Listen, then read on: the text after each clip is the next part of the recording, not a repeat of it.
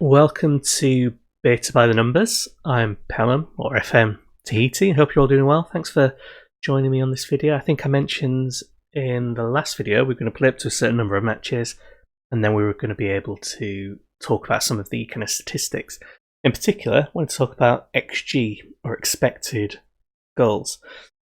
I think I said I was going to play 2 matches in the next episode, and then we'd be able to do that. What I've actually done is I've just played those matches, because I thought it would be much better to have the 10 or so competitive matches played, show you the analysis, and then play a match rather than kind of put it off for another episode, because the beta's not going to last forever.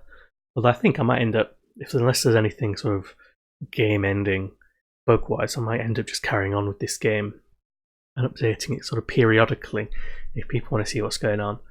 But let's talk about XG. So I've got the browser up at the moment because I did an article for Dictate the Game a little while ago, about a month ago apparently, according to this, on how to get expected goals into FM19. And this kind of applies to FM20 as well. It's not really that different. So expected goals, if you're not aware, or XG, is basically a measure of chance quality. So basically, every position a player is in that they take a shot from has a certain percentage chance of that shot going in, depending on where they are, what angle they are, if there's any defenders in front of them, if it's from a through ball, square ball, that kind of stuff. And generally what's found is that you get a better chance of scoring if you're central and you're close to the goal. The further out you are, the worse your chance of scoring is. The more angled you are, the worse it gets as well. And there are a few other factors, but generally it gives you an idea of the quality of each chance. If a team's producing good quality chances, if they're putting the ball in, getting shots off in locations that are more dangerous, they'll have a higher overall XG.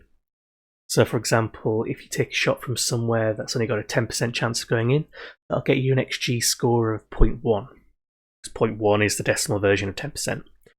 If you've got 10 shots in a match that are all 10% chances of going in, then you get an overall XG score of 1. So that's 10 times 0.1. So you'd expect that team to have scored 1 goal that game. And what you can do is you can take the XG from a match and work out whether a team has scored above or below their expected goals, whether they're doing better or worse than you would expect on average.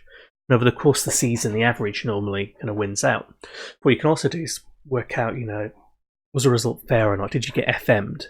So the example I've got in this article here is that Manchester City-Watford match. It was an 8-0 final scoreline, but the actual XG from Man City's shots was about 6.63, so it's not too far off the final scoreline. They didn't overperform that much. They weren't lucky by much in that sense. Whereas Watford, who scored nothing, got an XG at the end of 0.34, so they didn't produce enough chances to really expect to score much. If they'd got a goal, that would have been lucky on their part. And I think I mentioned in a previous video, you can use it to predict whether a team's got a good chance of staying up or not to a certain extent. So Huddersfield in the last Premiership season had an XG per game of 0.88, so less than a goal a game they're expected, which is far below what you need if you're going to try and stay up. So we can use it for lots of different things. We can use it to see how we're performing. We can also use it to see how tactics are working, which is what we're going to use as well, not just to judge our performance, but see how tactics kind of stack up. Now FM19 and FM20 don't have expected goals in the data. They have chances and half chances, but then they're really not the same thing. How they're worked out is very kind of murky. And Piers Miles isn't a particular fan of XG. He's said it in a couple of tweets. I imagine it'll get in the game at some point, but it's actually probably going to be quite hard to put in. So if you want to do it, you have to make it yourself. You have to find these statistics out for yourself and apply it. But it isn't too tricky, because I've done a bit of legwork for you. So one way of doing it is kind of quick and dirty method, where you just look at, what percentage of shots are converted. So in FM19, I worked out about 1 in 10 shots is normally a goal. This is a really crude way, and it's not that useful because it doesn't tell you what kind of shot. 10 shots from outside the area shouldn't have the same percentage chance of going as 10 shots in a 6-yard box. So you kind of take that one with a pinch of salt. There's no point actually having that if you want to be accurate. The other way to do it is to use models that already exist. So there's a paper by Rathke. If you click on this link, if you come to the article, you can follow it. But basically, they've zoned essentially the half of the pitch that's being attacked. You've got, zone 1 right in front, 2, 3, 4, 5, 7 on the wings, 6 and 8 further out, and so on. And they essentially calculated using EPL data and Bundesliga data what percentage of shots from these areas go in. So, for example, the percentage goals from shots on target in zone 1 that go in, it's just over half. So if you're on target in zone 1, you're in 1 in 2 chance, essentially, of scoring. Zone 2, which is slightly further out, that drops to sort of 16. Zone 3, which is more central, just here, 24%. And as you go further and further out, it gets less and less. And if you look at, say, zone 8 here, really far out, it's only 5% chance. 1 in 20 shots you might expect to go in. Zone 6 is a 6% chance. It's not much better. So everything outside the area, in this sense, central and outside the area, is not particularly good. 7's the kind of aberration, so you get some shots coming in here, so 1 in 5. And that's probably partly because of mishit shots, so crosses that were meant to be shots that have gone in. But they've got the data, they've worked it all out, and what you could do is you just take this and apply it to the kind of shooting map that you get in FM in your stats packs after the matches, and you say, well, calculate it up yourself.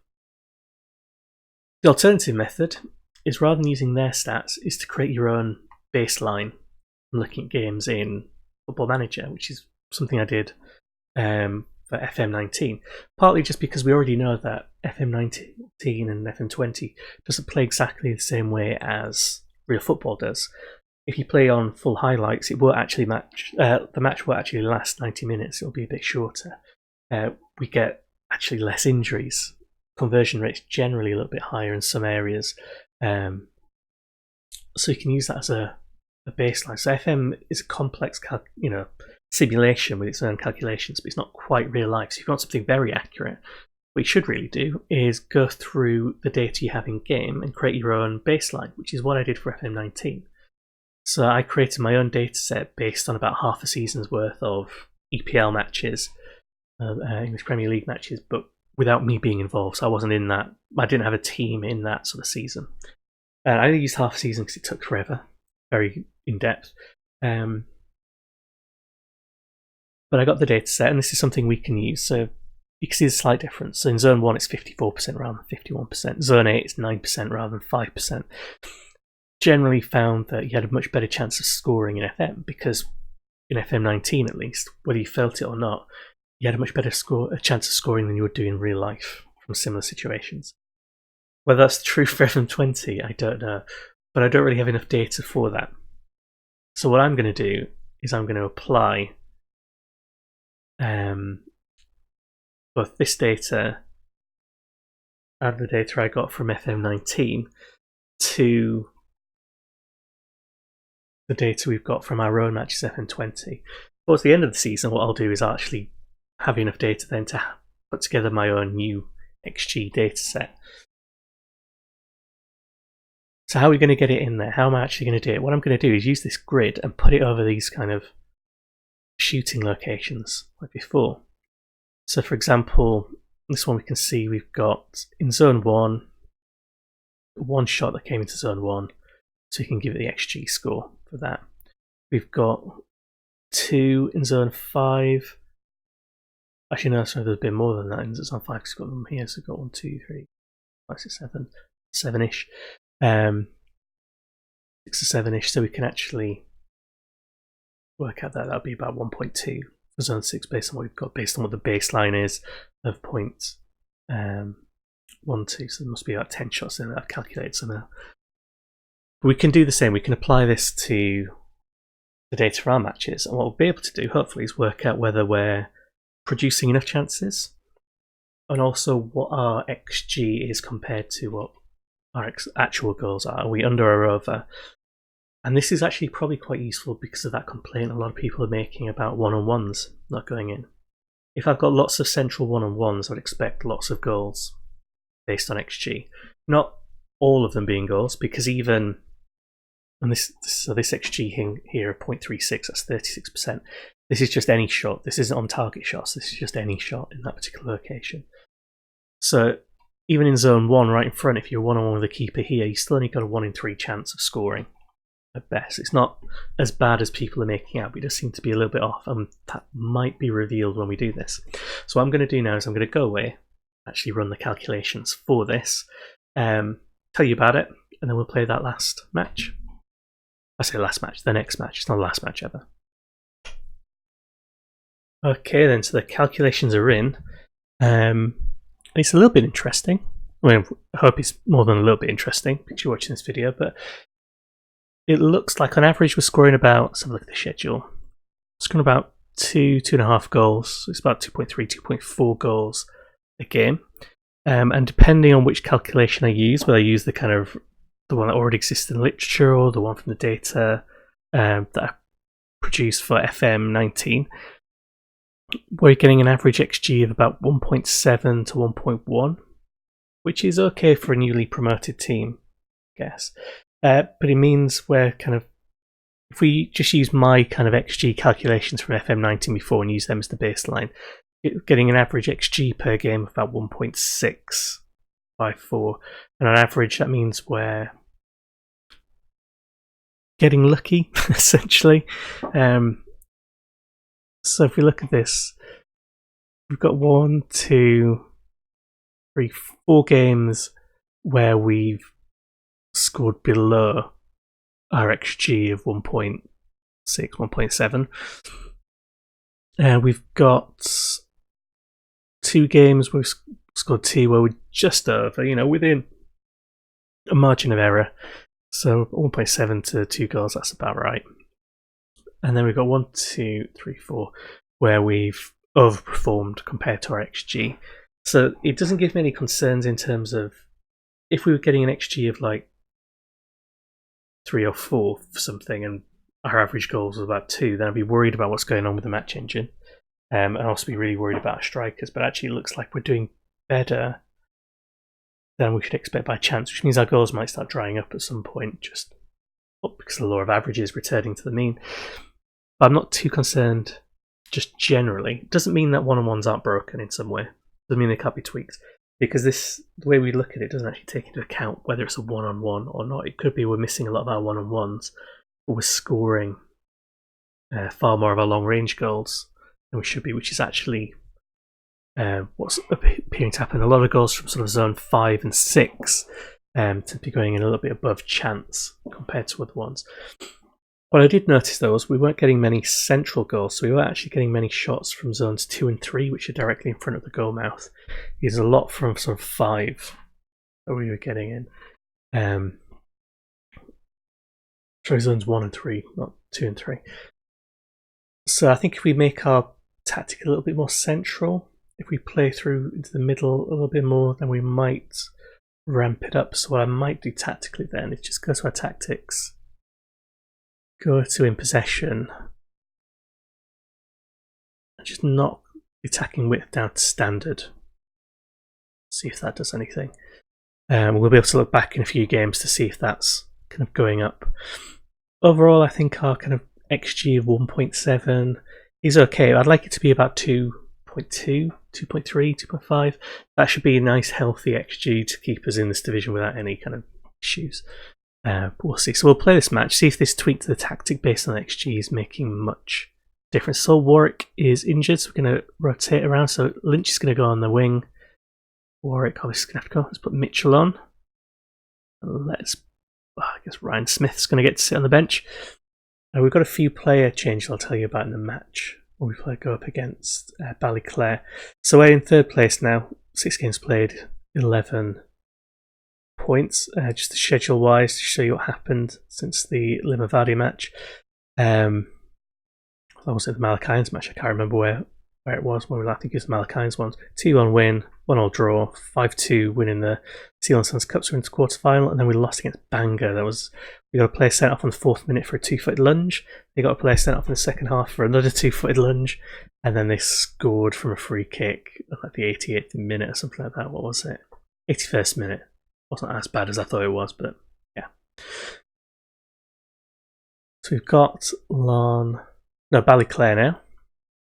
Let's see how we do. Let's see how this tweak works. You might not see any immediate effects. It might take a little while for it to kind of bed in.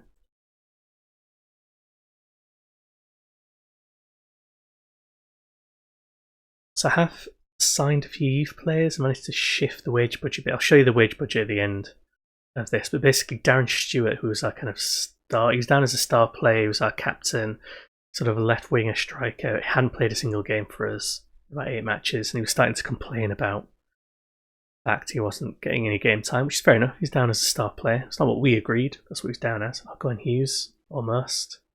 Well, I managed to get through there. See, that's kind of down to the long ball. And also really bad reactions from their players. Mullen going long.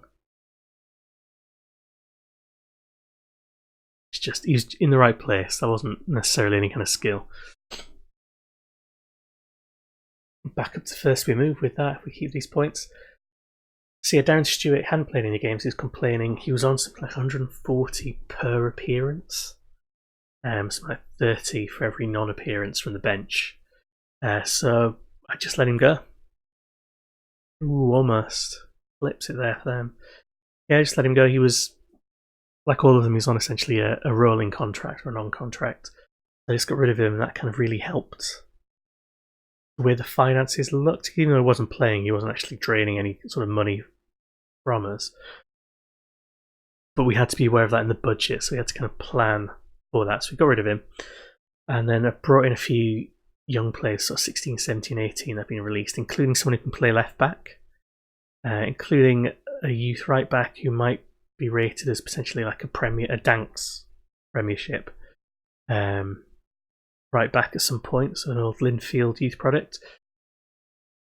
And they all came in at like £15 to £20 per appearance, which is much better. So we've got added depth, got rid of a problem player, sorted out the finances a little bit. I'll go on Lamb, got behind him.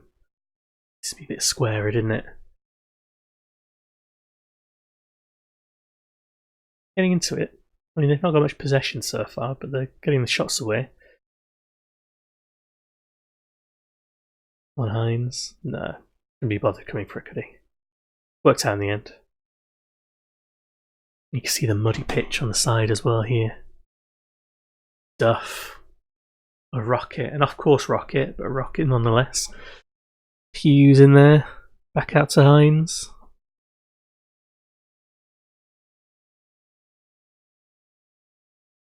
Knocking it around alright.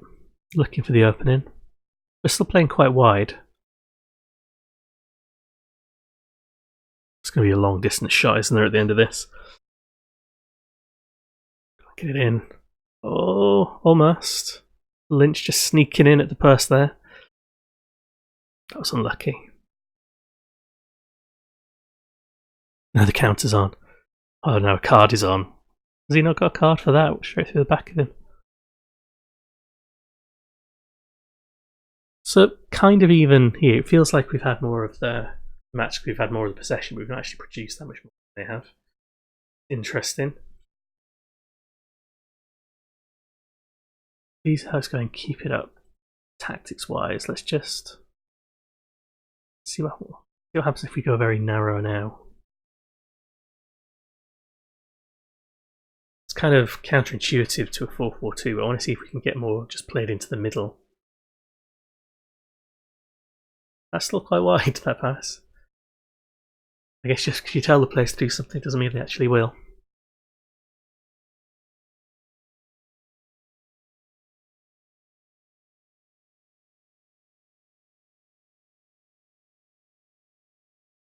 They're knocking it around okay. They're still in this, I think. There's not got the cushion that I'd want from this.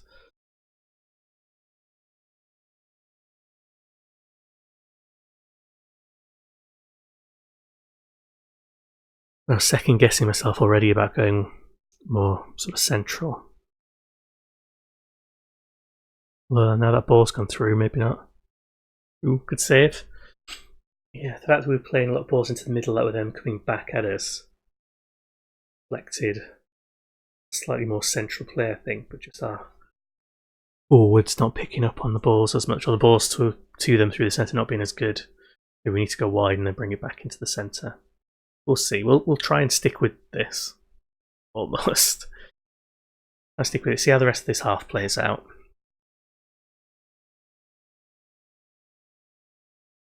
Long ball again, more central. Hughes doesn't quite have the legs for that.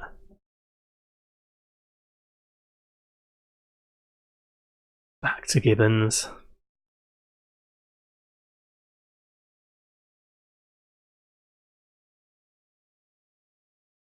You want to get more one-on-ones. You also get just more central chances.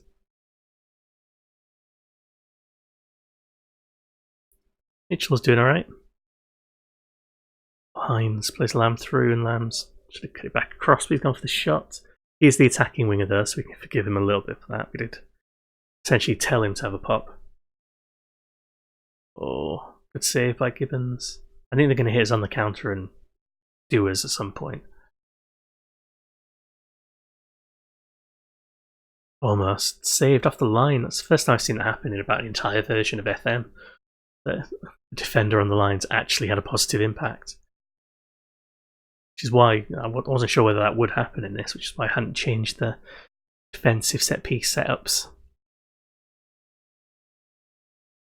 I thought that was going in. Duff is complacent. Let's change things. Let's get Arbuthnot on there. Mulholland's not doing great, is he? I don't think he's been that bad.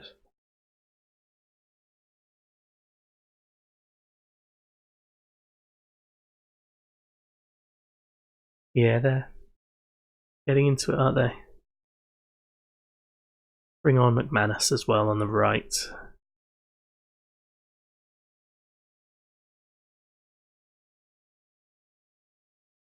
That's a bit of a wild ball. Lynch picks it up.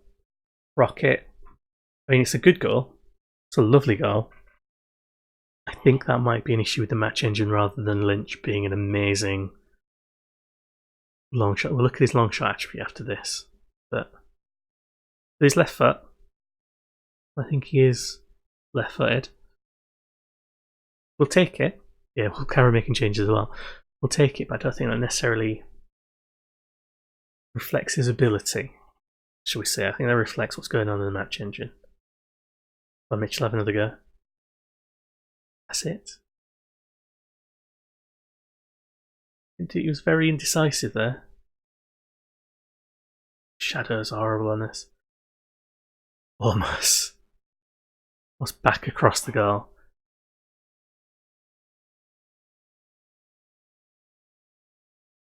Anyone else?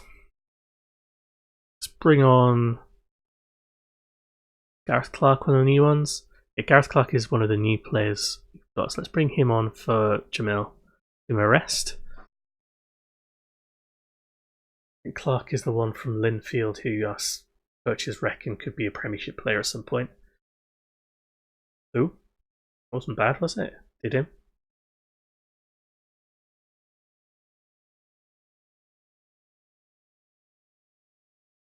Still pushing. I reckon they've got a goal. Actually, maybe not. 3 minutes left. Probably not. Probably good. They'll feel a bit hard done by though.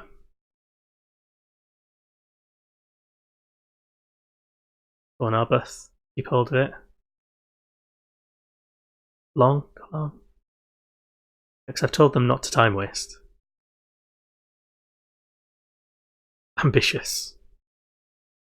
Very ambitious there. So it's all over there. Say hello and thank you to them. Very well done. So a couple of things to check. First of all, Lynch. What's his long shots? 5. Technique 7. Finishing 3.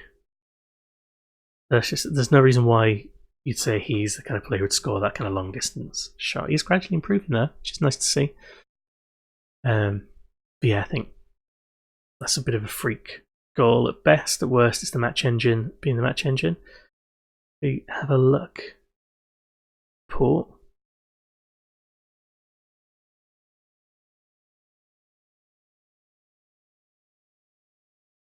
Shots. So the goals both came from outside the area. So long shots. They're both in zone 6 as far as I'm concerned. Hit the woodwork from right in front. Keeper, that's one of the ones where there's 1 in 3 chance of it going in. In terms of one saved, a couple saved from this angle. and the ones off target.